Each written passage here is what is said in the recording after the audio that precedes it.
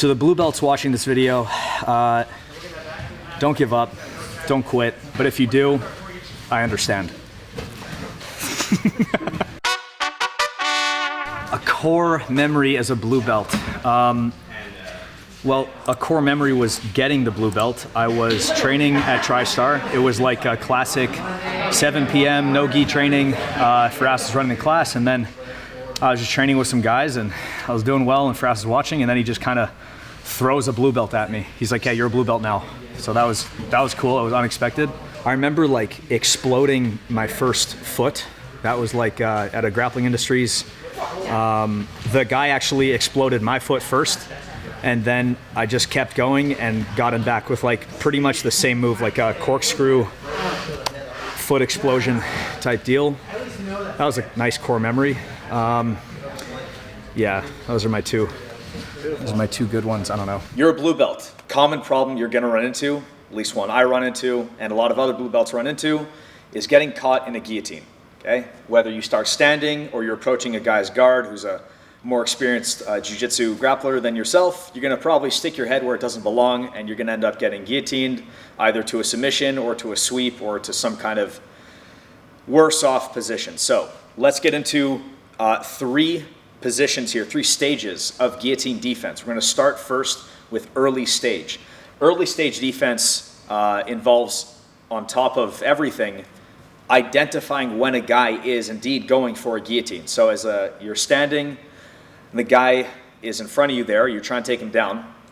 As you approach his legs, you get close to a shot, there could be a few options for his reaction, one of which is gonna involve a guillotine, but for him to identify when the guy's going for a guillotine is important here for us to actually go into those immediate defenses. So as I get inside position here, I start to pull his rear leg in. I like to shoot my head to the far hip and start to run a double. Now, immediately you can go into identifying the reaction. If he goes into a sprawl, if he starts cross-facing going into a sprawl here, okay, obviously a guillotine is not on his radar here. When his shoulders and his chest and his torso start to concave over your back and your head, your a guillotine alarm should be going off. You should start to identify, okay, he's going for a guillotine, how do I react? So first way, okay, we pull it in, we start to go for the legs. He wraps up a guillotine. I'll take a tricep grip, I'll tuck in my head, and I'll move my hand that was on that near leg up to the hip. Now here I have a few options. One good one is to shuffle off to my left, arm drag, pass my head off to the outside, reach for his hip or upper back, and then circle all the way behind him, getting to my rear body lock, either with a hand locked or simply around the torso. Let's see that one more time here. So we pull that leg in, we shoot to the far hip, he starts to wrap up a guillotine. I find the tricep, I back out, I tuck my chin, and I roll my head to his far shoulder, and then I move my hand at the leg up to the hip, and then up to the arm. I reach around the back as I shuffle for an arm drag. We either trap his arm for this body lock, body wrap, or he gets his arm out and we mat return. All right? Option number two here, as we are wrestling with our guy, okay, this time we're gonna get him down to the mat here. So I'll start here. We're gonna get him down to the mat. So we pull him in and we run through. And now again, identify the guillotine, but I have enough momentum here to take him through. So sometimes you don't need to pull out of your shot. You can run all the way through and don't stay facing down and start to pull out. This is when his guillotine gets tighter and tighter. You're exposing your neck and your carotid for more strangling. Drive through, put his upper back on the mat, and back step your leg so that you end up with your back on his chest. Maintain that bottom arm that was on his leg, maintain that from on his leg to stop his knee from circling behind you and taking your back. So, guillotine defense is keep your hips up high, stay heavy, your back on his chest, monitor this leg so you're not gonna get your back taken, keep your hips off the mat, and then drive your shoulder forward like so. Okay, right shoulder opens up to the hip, to the top of his chest here, and then we cross face, landing in either side control or some form of top position, successfully scoring the takedown. See it again. We're in here. Oh, yes. We're in here. Pull the guy's leg in, and we run through. We backstep. I keep an eye on this bottom leg so he doesn't take my back, right? Keep an eye on this bottom leg. Drive, drive, drive. Keep your hips up. Stay heavy on his chest with your back. And then drive your shoulder, right shoulder, slips. We open up the grip. Right hand moves up to a crossface. Left elbow moves down to the hip. And we cement a takedown with a guard pass, or if he reguards on us, simply a takedown. Yeah, for sure. So techniques I picked up at blue belt that I still use today would be the El Clasico for me, Z guard to triangle. That's just my bread and butter. That got me through pretty much all of my competitive days as blue belt. I remember one guy, this guy Michael Sheehan, was the first person to stop that one sequence, and then I was like, oh wow, I guess it won't work on literally everybody, but that was my day one bread and butter, and I still hit it to this day every now and then on unsuspecting, mostly blue belts probably, but yeah. So that was the first stage of defenses. Obviously there's a lot of intricacies and details that we're not going to cover, but those are the two, in my opinion, main positions you're going to need to be aware of. First, when to identify the guillotine, what to do as you're still standing, and then what do you do when the guy wraps up a guillotine, you get his butt on the mat, go through, and end up with your takedown, safe from the guillotine. Next up here, we're going to look at what happens when you're getting a little deeper into a guillotine. You get the guy down, and he starts to put on some squeeze, you're starting to feel some strangle pressure. So, again, same setup, just to keep it simple here, we pull the guy's leg in, we look for that far hip, we step through, and the guy wraps up a deep guillotine. Now, we drive, same beginning. We put our left foot down on the mat, and we're monitoring this bottom leg so he doesn't take our back, but the guy's got a good squeeze here. Yeah, my neck is exposed here, my carotid is exposed, he's starting to put a squeeze on, and he starts to throw this leg over. All right, now I can no longer turn back into him. My shoulder's stuck, this guillotine's tight, it's putting on a squeeze, so what I want to do is keep an eye on this bottom knee still, and I'm going to walk my feet. Walk my feet, walk my feet. I turn my head and I find his face with my left tricep. Once I found his face with my left tricep, I keep walking, keep walking. I let his legs go, shuck them off with my right arm here. And now my left tricep has found his crossface.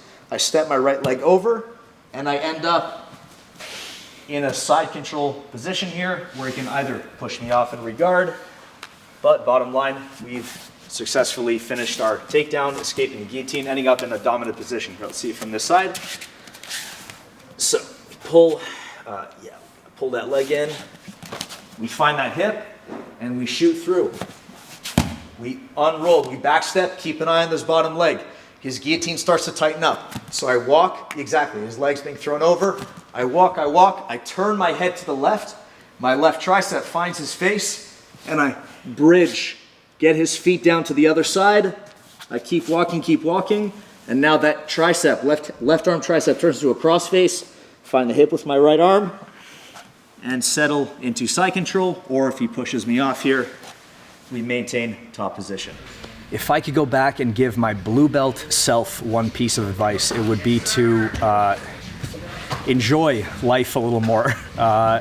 Enjoy life a little more and wrestle way more. Like every time, if I could like speak to myself and shake myself, give myself advice, I'd say wrestle. Start every round on the feet. Even if you get taken down 1,000 times in 1 month, figure it out. Start wrestling, and I'd be better off today, I think. So we looked at early stage defense to avoid any real danger, any real threat, getting us to secure our move, be it a takedown, the arm drag to the back. We looked at what happens when we do get the guy to his back. We are scoring the takedown, but the guillotine tightens up. What do? Roll all the way through, end up with side control on the other side. Now, sometimes, often is the case, we take the guy down or we're approaching the guard and we get caught in a very deep guillotine, an arm-in guillotine from close guard to be exact. So guys with a good squeeze here are very dangerous. It's important to have something to fall back on. This is my go-to if I do get caught here. So, however it may be, maybe I'm approaching the guard a little carelessly and I stick my head in this pocket here, or he snaps me down, gets me in this pocket here, and he wraps up a close guard. So here, right away, don't stay on your knees, okay? Number one, you wanna open up the knee that the side of your head is free on. So I don't open up this knee, he's gonna crunch to that side and tighten up the guillotine, okay? I take my right hand in his back pocket next to my right knee, and I take my left knee up off the mat. All right, now you can hear it in my voice, I'm still being strangled here. So next step is we start to take our right knee off the mat, and I walk to my left-hand side. I walk my head, and I walk my shoulder. Walk to the left, walk my head, walk my shoulder. Now you can hear in my voice, I'm being strangled a little bit less. If you could break out the guillotine right here, go for it, but sometimes keep your hands locked. Sometimes here, it's still tight, and the guy could still reconnect his guillotine and tighten it up. So next step here is gonna be to slip your forearm, your elbow, and then your hand here to the top of his knee that the side of your head is located on. Okay, now you can again just pop it open here, but if it's still tight, your guard's tight here. Yeah, tight legs, exactly. It's gonna be tight. It's gonna be tough to crack it open. So I walk, and now I put my toes together, put my feet together, tiptoe all the way up so that there's less of my legs to hold on to, and then I jump, strip my legs free, jump my feet across the side of his body that my head is on. So if my head is on this side, my body goes to the other side. And now here with the chest pressure and head pressure, we can break the guillotine, ending up in side control ideally, or he pushes you off, top position, and you don't stick your head back in there to get guillotined a second time. See it again. See it from the other side. So we're in here. Guy snaps me down, wraps up closed guard. All right, first thing, right hand to the pocket. I take my right knee down and I step wide with my left foot, left knee off the mat. I pressure and I walk to my left. So my my head gets the mat to hit to the side of his body that my foot is posted up on. My hand is posted on his knee. All right, now I shimmy, and I'm stuck. So I have to tiptoe up, narrow my legs, I jump to the other side of his body, hand comes out, cross face, or he pushes you off, top position. Guys, all right, if you liked what you saw, the guillotine escapes, whether it was early, mid, or late stage, okay, these are techniques that have helped me survive through those tough blue belt days, all right? You're in the gym, you're not one of the best guys, you're not one of the worst, but there's a lot of guys above you still, and you're commonly, you know, in rounds with them, you're sticking your head where it doesn't belong, you're getting exhausted, getting your neck cranked on, the blood to your brain is, you know, not what it needs to be these days. So, look, I hope these techniques helped, and if you guys liked what you saw, please like and subscribe. There's going to be a lot more techniques like these that are going to be shown soon, and leave a comment if you're interested in specific techniques that you'd like us to break down. Maybe you saw something we did in a round a few days ago or something we posted. Leave a comment, ask us to break it down, and we'll be happy to oblige. Thanks a lot.